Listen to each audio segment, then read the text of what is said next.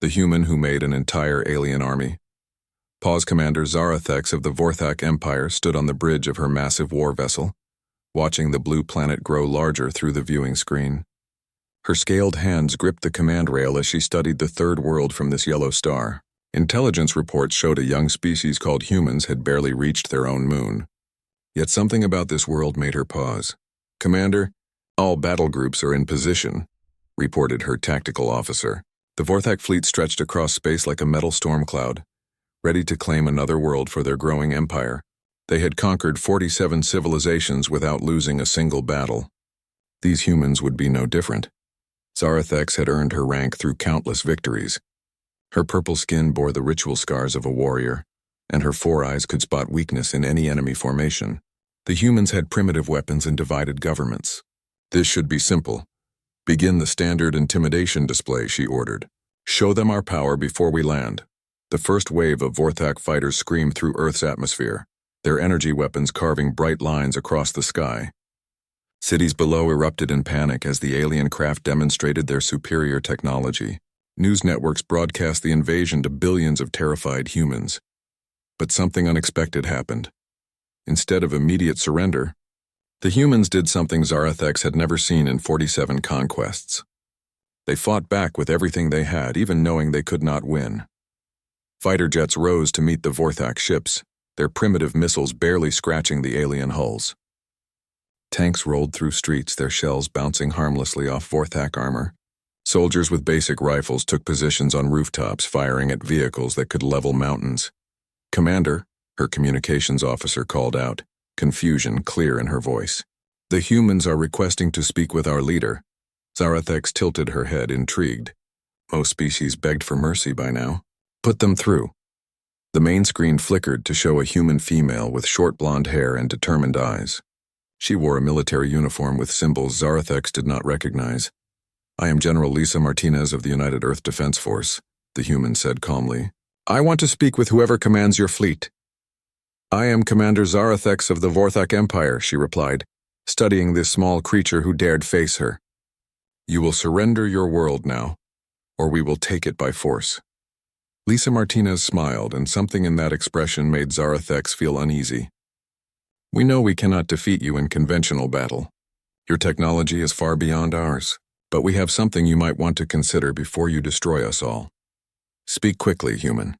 My patience grows thin." "We have been watching your empire expand across the galaxy," Lisa continued. 47 worlds conquered, all surrendering within days of your arrival. "But we studied how you fight, how you think. You always follow the same pattern." Zarathex leaned forward, interested despite herself. No conquered species had ever analyzed Vorthak tactics before. "You arrive with overwhelming force. Demonstrate your power, then demand surrender. When the government gives up, you install your own rulers and move on to the next target. It works because every species you have met is logical. And humans are not logical," Zarathex asked. "We are completely insane," Lisa said with that same unsettling smile. "Let me show you what I mean." The screen changed to show scenes from around Earth. Humans were doing things that made no tactical sense. Civilians were forming human chains to evacuate children from cities, knowing they would likely die. Elderly humans were teaching young ones how to make explosive devices from household items. Scientists were broadcasting all human knowledge freely across radio waves, hoping someone else in the universe might continue their work. "Your people fight knowing they will lose," Zarathex observed. "We fight because we will lose," Lisa corrected. "Every human on this planet knows we cannot win a war against you. But we also know something you do not understand. We would rather die free than live as slaves." The Vorthak commander had heard such brave words before, but usually they crumbled when real fighting began. "Pretty speeches will not stop my army." "No, but this might," Lisa said. The screen showed human soldiers in what appeared to be a desperate last stand. But as Zarathex watched, she realized they were not trying to win. They were trying to cost the Vorthak as much as possible. Human fighters rammed their aircraft into Vorthak ships, knowing the explosion would barely damage the hull, but hoping to blind sensors. Ground troops used themselves as living bombs, hiding explosives under dead bodies to catch Vorthak soldiers off guard. Entire cities were being evacuated not to safety, but to create massive refugee movements that clogged Vorthak supply lines. Madness, Zarathex whispered, but she could not look away. Commander, her tactical officer reported, our casualty estimates are rising. The humans are using suicide tactics we have never encountered. They are turning every street, every building, every human into a weapon. Lisa Martinez reappeared on screen. We calculated how long it would take you to kill every human on Earth if we fought like this. Roughly 18 months, maybe longer if we get creative. That is 18 months of constant fighting. Constant losses for your army. Constant resources drained from your empire. You threaten us with your own extinction, Zarathex said, trying to understand this impossible species. We promise you our own extinction, Lisa replied, and we promise to take as many of you with us as possible. Not because we can win, but because freedom is worth any price. The bridge fell silent.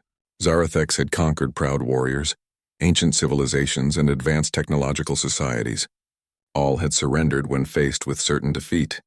These humans were offering to fight to the last child with kitchen knives if necessary. Commander, her science officer spoke carefully, I have been analyzing human history. This behavior is consistent across their entire development. They have fought wars lasting decades over abstract concepts. They have chosen death rather than surrender in countless conflicts throughout their timeline. Show me, Zarathex ordered. The data flowed across her screens. Humans at a place called Thermopylae, choosing to die rather than retreat. Humans in metal flying machines, deliberately crashing into enemy ships during something called World War II. Humans fighting for years in jungles and mountains, using primitive weapons against advanced armies. They do not understand the concept of acceptable losses, her science officer continued. They will sacrifice everything for what they believe is right. Lisa Martinez was still watching from the main screen. Commander Zarathex, I want to make you an offer. Leave our world alone and we will not interfere with your empire. Attack us. And we will make your victory so costly that your other subjects might start wondering if rebellion is possible. You would threaten the stability of our entire empire, Zarathex asked. We would show every conquered world that even primitive humans could make the mighty Vorthak bleed, Lisa confirmed. How long before your other subjects start asking why they surrendered so easily? The implications hit Zarathex like a physical blow. The Vorthak Empire maintained control through the perception of invincibility. If word spread that humans had inflicted serious casualties, other worlds might reconsider their submission. Commander, her communications officer interrupted, we are receiving transmissions from Earth. The humans are broadcasting our conversation to their entire planet. And to space, Lisa added casually. We are sending everything on all frequencies, hoping other civilizations are listening. Win or lose, the galaxy will know that someone finally stood up to the Vorthak Empire. Zarathex felt her four hearts beating faster. This was no longer a simple conquest. These insane humans had turned their own inevitable defeat into a strategic weapon. What exactly are you proposing? She asked. Leave us alone for now. We will not attack your empire or interfere with your other conquests, but we will continue developing our technology and preparing our defenses. Maybe in a few decades or centuries we will be strong enough to face you as equals instead of victims. And if we refuse, then you will spend the next 2 years fighting the most vicious, desperate, impossible war in your empire's history. You will win eventually, but at what cost? How many of your ships will be lost to human rams? How many of your soldiers will die to human booby traps? How many resources will you waste conquering a species that would rather burn their own world than submit? Zarathex studied the human female on her screen. Lisa Martinez showed no fear, no desperation, only calm determination. Behind her, the bridge crew was preparing for a battle they knew would kill them all. You are either the bravest species we have encountered, or the most foolish, Zarathex said finally. Probably both, Lisa agreed. That is what makes us human. The Vorthak commander turned to her tactical display, showing the positions of both fleets. Her forces could easily destroy every human city within hours, but the cost of occupying Earth would be enormous, and the political consequences could destabilize her entire empire. For the first time in her military career, Zarathex faced an enemy that victory might hurt more than defeat. All ship, she announced to her fleet. Maintain positions but hold fire. She looked back at Lisa Martinez.